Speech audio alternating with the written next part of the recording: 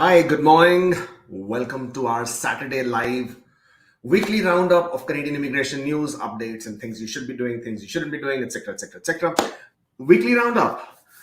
As we normally would do, we start with the quote of the week.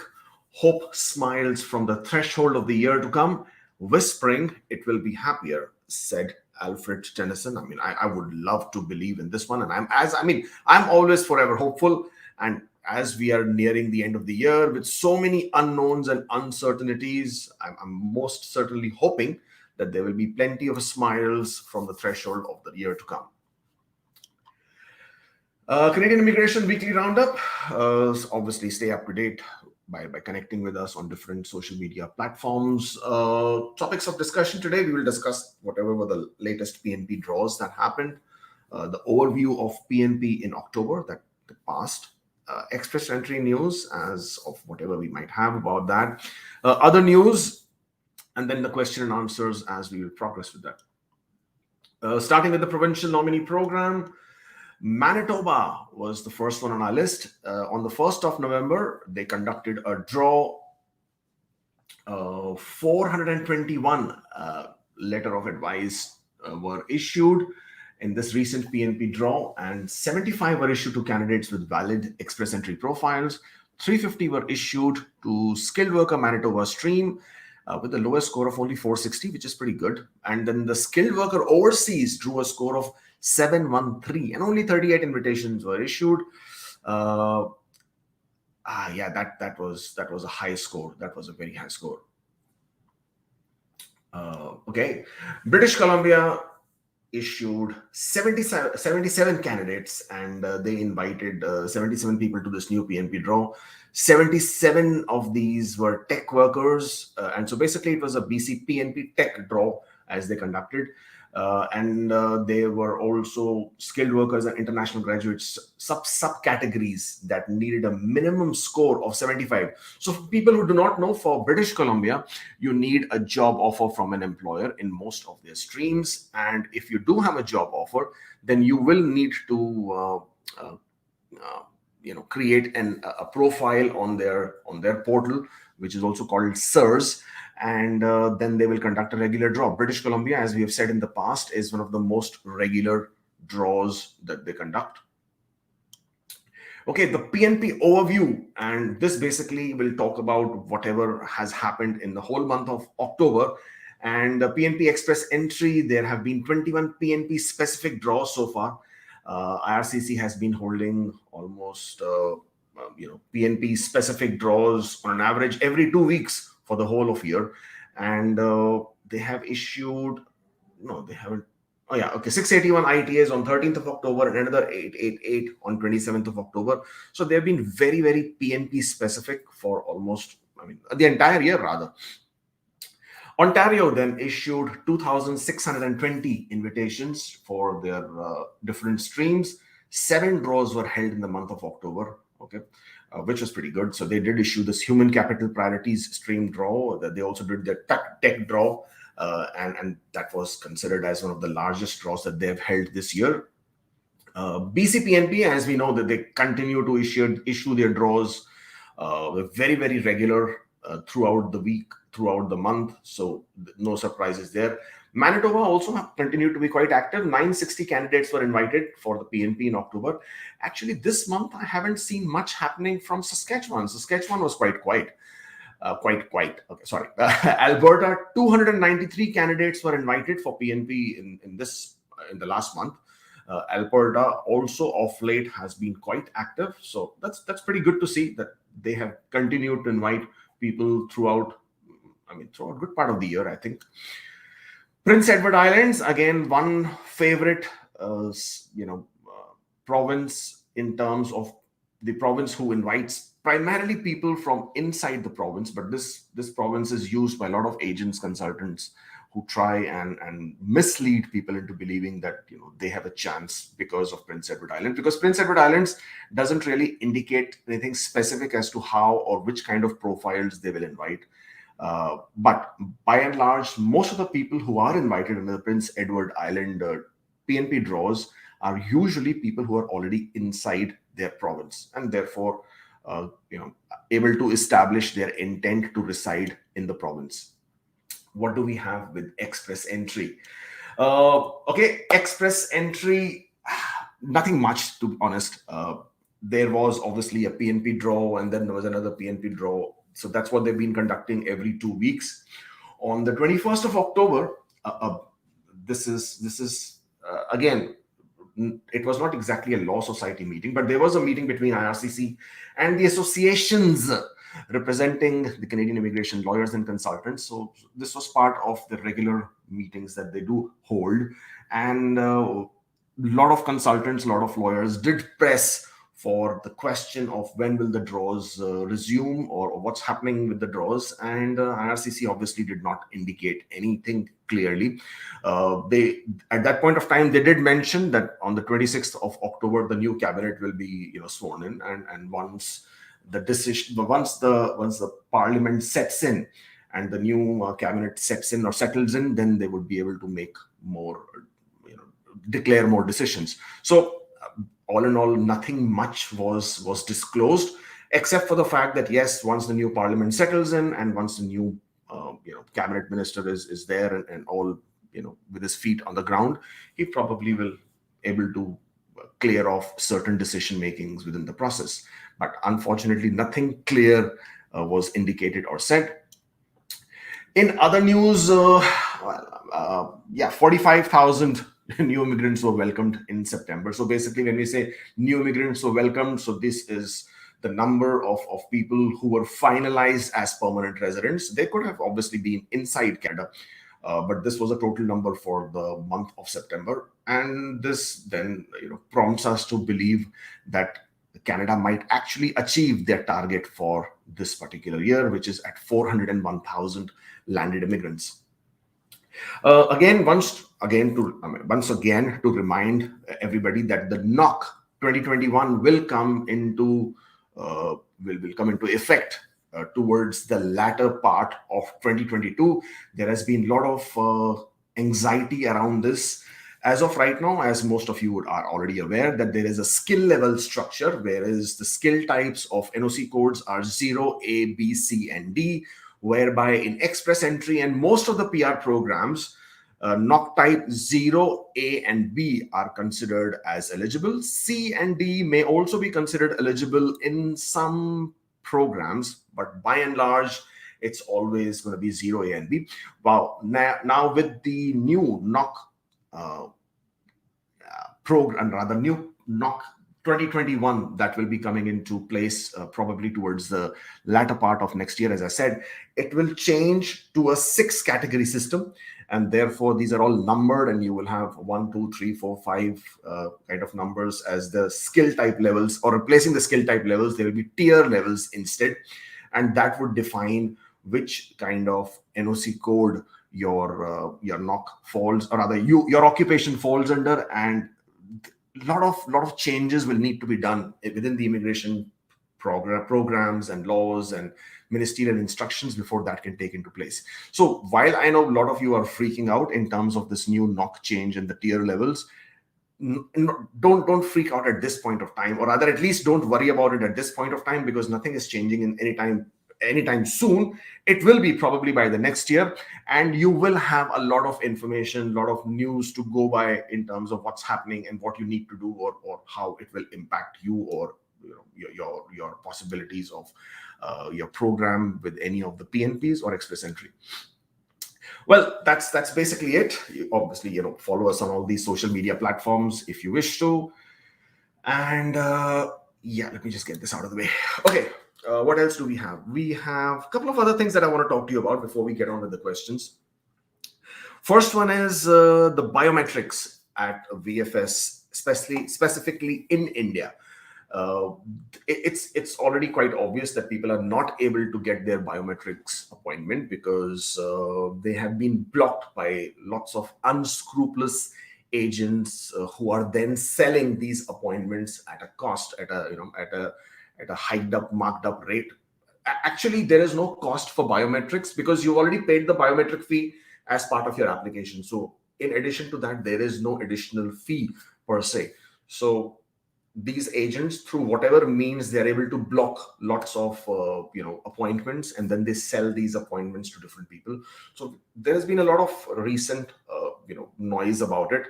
And if at all you notice something of that sort, please take a snapshot, picture, screenshot, and come out on Twitter, and then do post it, and then do alert IRCC Canada and India, so the Canadian Embassy in India, as well as the VFS Global. Because the more noise we make about this, the sooner there's a better possibility that this will be clamped down at the earliest. So not only are you helping yourself, you'll be helping others as well, and you'll basically help in trying to cut down this nasty fraudulent practice that is ongoing. So yeah, let's all do this together. So do come out whenever you see something which is like this, and there are people who are posting it quite blatantly on a lot of social media platforms. Their phone numbers, contact us, we will get you done, kind of a thing. Do take the screenshots, post it on Twitter especially, and tag all these guys, and hopefully we'll get this thing rooted out. What else have I got? Yes, international students.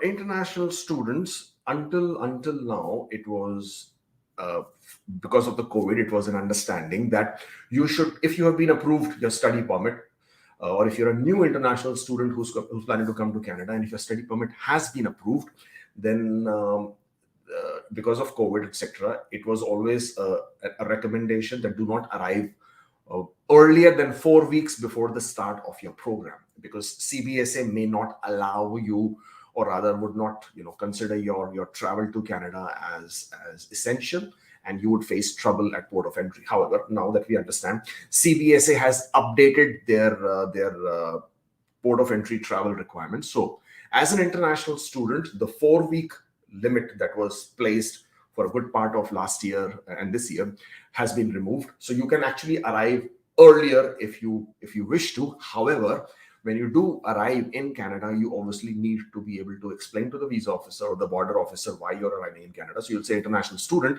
but why are you arriving so early? Because the border officer needs to establish that your purpose of visit to Canada or arriving in Canada should not be anything other than studying. And you can only start working after you have started studying. So it's not like that you have been issued a study visa or a study permit and you will come to Canada 2 months earlier and you will start working for those 2 months. You can't do that. All right. So please be aware. Please keep that in mind, that though you can come earlier if you wish to, maybe you want to settle down earlier. Maybe you need to sort of, get your bearings in order. Maybe you need to even probably find a job and keep that job handy and ready by the time you start working. You could sort of, finding your accommodation, getting acclimatized with whatever is happening now that the winter obviously is just around the corner. Actually, it's already here. Today was -3 and a lot of frost this morning. So if you're an international student, you should know that you can now arrive earlier, but as long as you're able to prove to the border officer that you have a purpose, you have a reason for coming earlier, and obviously it's nothing to do with which will put you in non-compliance of your permit. So that's for the international student. Then TR to PR pathway. TR to PR pathway, as most of you who were in the know are already aware, that it expired or it ended yesterday, 5th of November. There were a lot of slots that went vacant, especially in the essential health worker stream. Almost 14,000 slots went vacant. So they were not filled up because people were not there to, or rather enough people were not eligible at the point of time of making that application. So that basically those slots went open. There were a lot of talks, there were a lot of discussions to extend this pathway for at least the period of time till those 14,000 slots were filled up. The spokesperson for the new immigration minister, Sean Fraser, has come out and said, Alex Cohen has said that this pathway will not be extended. That's what we have heard. For some reason, I was under the impression that we might look at this actually being open for longer duration of time, and even certain other sections of the communities would be included. But apparently now that IRCC has come out and clearly specifically said that this would not be extended, well, then that will be the end of TR to PR pathway. Do I expect it to reopen, reinitiate, relaunch? I don't think so. I personally feel it was a one-time thing, which was launched primarily to overcome the requirement at that point of time because of pandemic, and they did what they had to do. uh, Travel restrictions were really strict, and they had to still meet their immigration target, because 2020 they were not able to meet that by even, I think only 58% of the target was met. So they had to make those big challenging decisions, and they did what they had to do. So I personally don't think that TR to PR path. I mean, but again, IRCC is a different beast by itself. They can do whatever they have to do. Given the circumstances, given how things are moving around, given how COVID is basically on the side now, yeah, I mean, it still impacts a lot of us on a day-to-day basis, but I don't think at this point of time TR to PR pathway will make a comeback.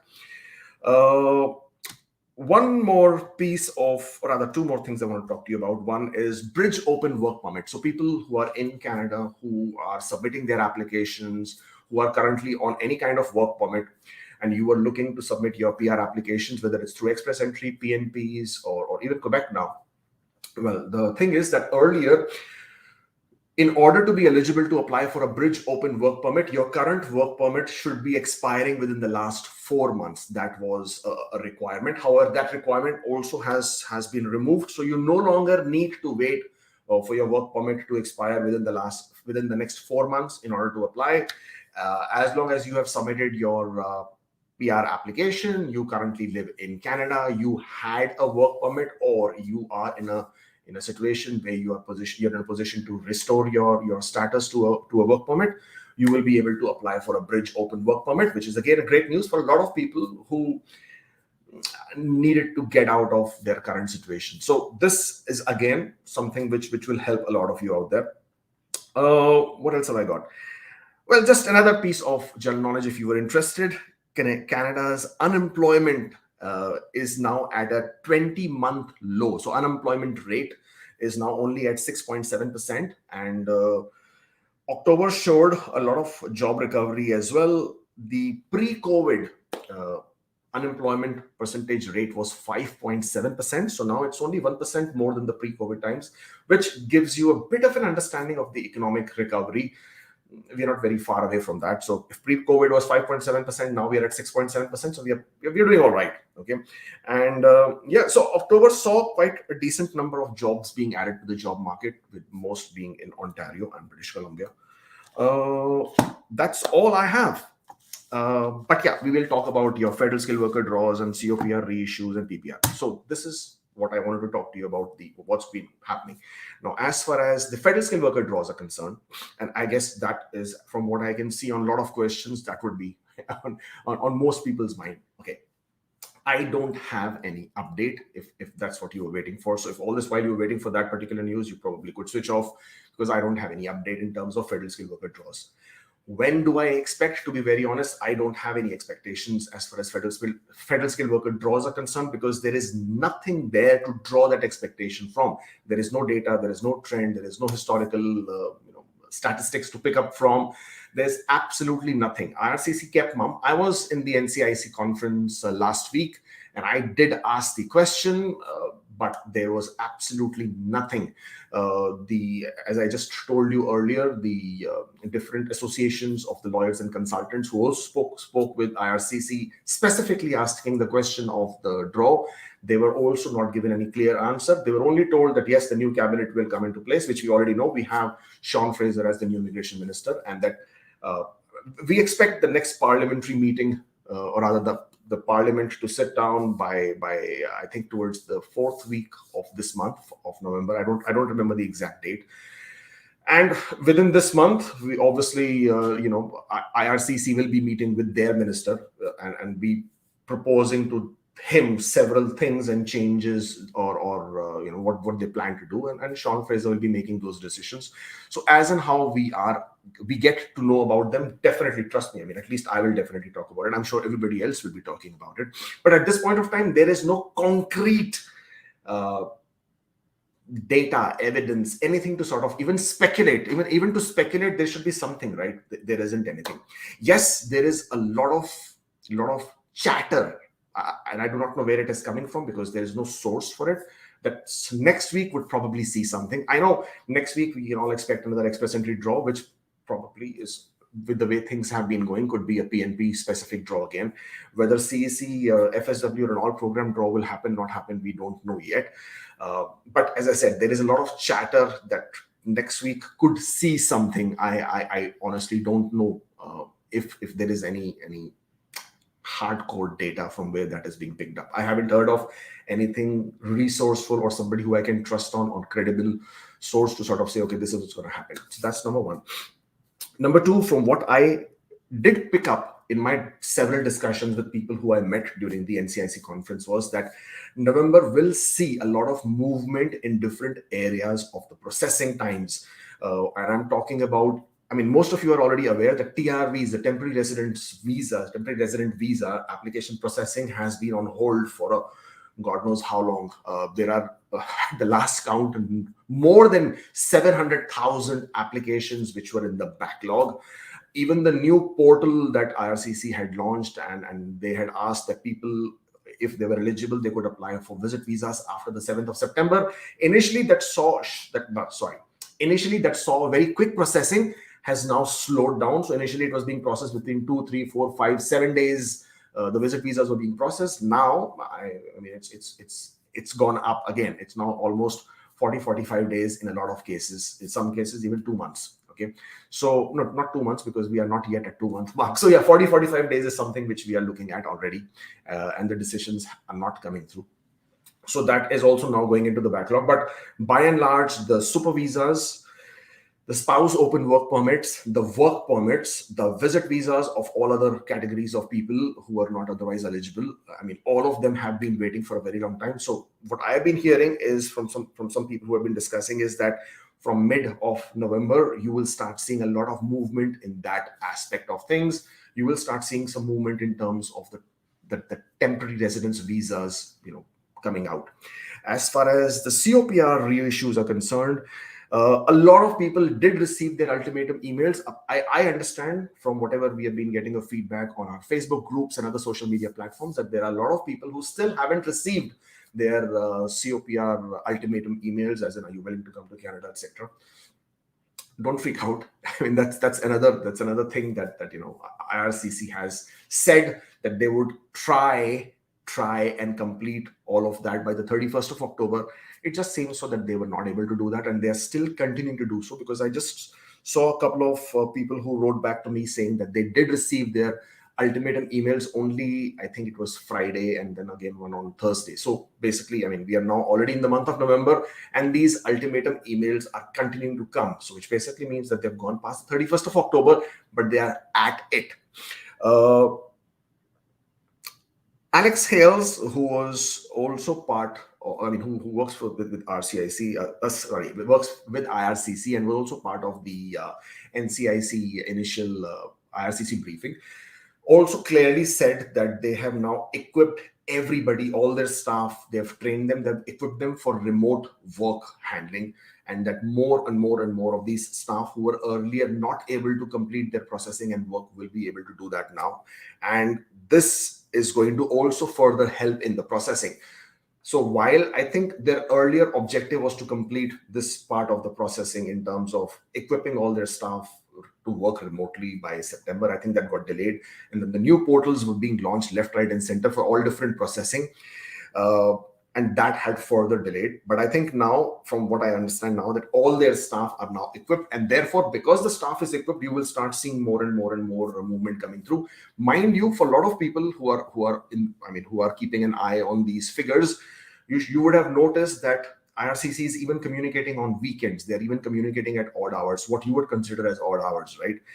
So there is obviously people who are working round the clock and trying to complete the processing as soon as possible. TR to PR pathway applications are now picking up speed. We are seeing more and more AORs come through. We are seeing more and more people getting their COPRs through. So you know that it's being rushed in a lot of manners. Obviously, that is the reason why they managed to get 45,000 people as landed immigrants, right? So obviously, you know that there are people who are really working hard to make sure that this is getting in place. So as much as how much flack IRCC gets for all our frustrations, I'm sure they're all working very hard and doing what they're supposed to do. Sometimes I think we direct our anger and our frustration at the wrong people. I mean, it's not the IRCC staff per se who is at fault for not coming out and giving us the required information. It's the bureaucratic or the bureaucracy who's sitting, who's making the decision, who are basically the ones who we should basically reach out to and say, okay, listen, guys, what's happening? And that's where the communication is not coming from. By and large, it's not the IRCC, the staff who are not performing. I think they're actually they're working quite hard to make sure this is happening. But it's those people who are making the decisions and who are not letting it come through is where the whole problem is. Anyways, but then we already know IRCC is the whole body, correct? So that was the case of COPR extensions. And if you did receive your COPR extension email, don't expect immediate action.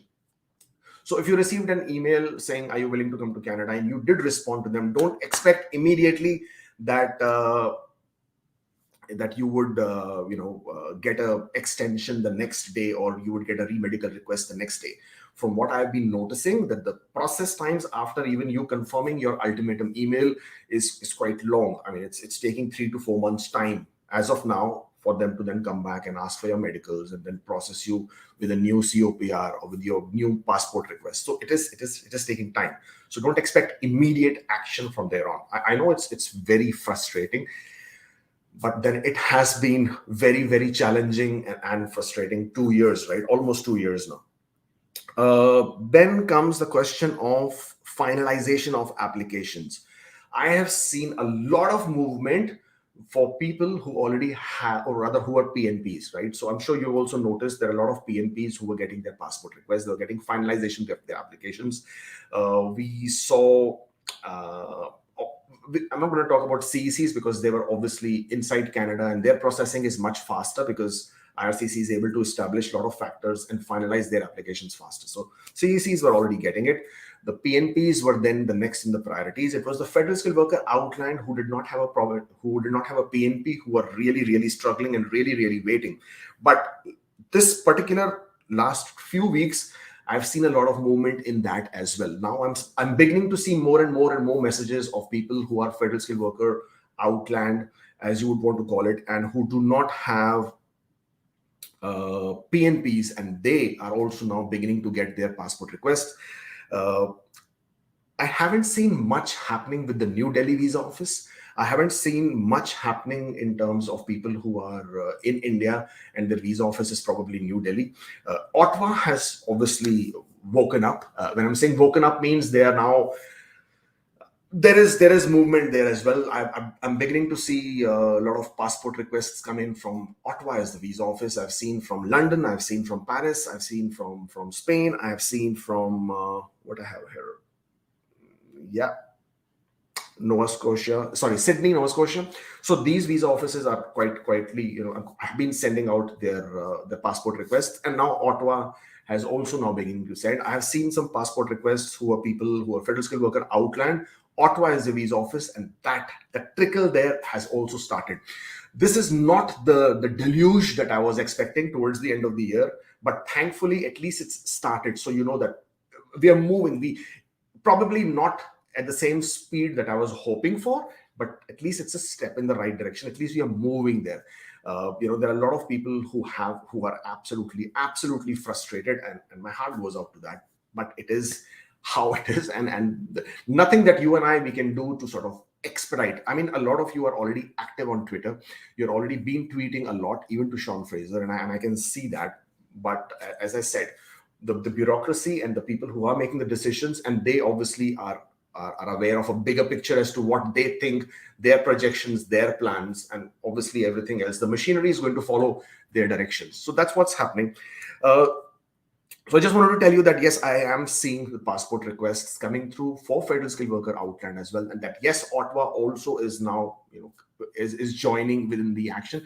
It's the New Delhi visa office, which I haven't seen much from.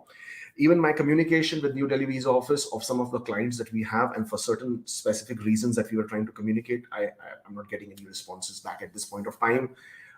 So I'm not sure exactly what's going on. This morning, yesterday, there was already a message from IRCC saying that if you are an international student who's looking to join a college in Jan, and if you already haven't submitted your study permit application, then there is no guarantee that the study permit application will be issued on time. And again, this affects a lot of people who are again in the subcontinent in India, because the major chunk of international students at this point of time is coming from there. So if you are one of them and if you haven't applied, then know that then your application may not be processed on time. So again, once again, a lot of priority at this point of time, even if it's New Delhi visa office, would be towards the study permit applications, because Jan intake is a big intake. A lot of people will be coming through. Haven't seen a lot of immigration or other passport requests for economic programs coming through. That is all I have in my notes here. Once again, I request you, please give us that thumbs up on the video, because it would help out to reach to more and more people. Follow us on Instagram if you're not already doing that. That's the link, Kubeir Kamal on Instagram. Obviously, please subscribe to the channel. It's the best place to be on YouTube, right? And if you are looking to discuss about your application one-on-one, then I am an ICCRC licensed immigration consultant. By all means, use that link to book an appointment, and we'll be very happy to chat and see what needs to be done in your application in specific cases. Thank you so much for joining in. Take care, stay safe, and I shall see you next time.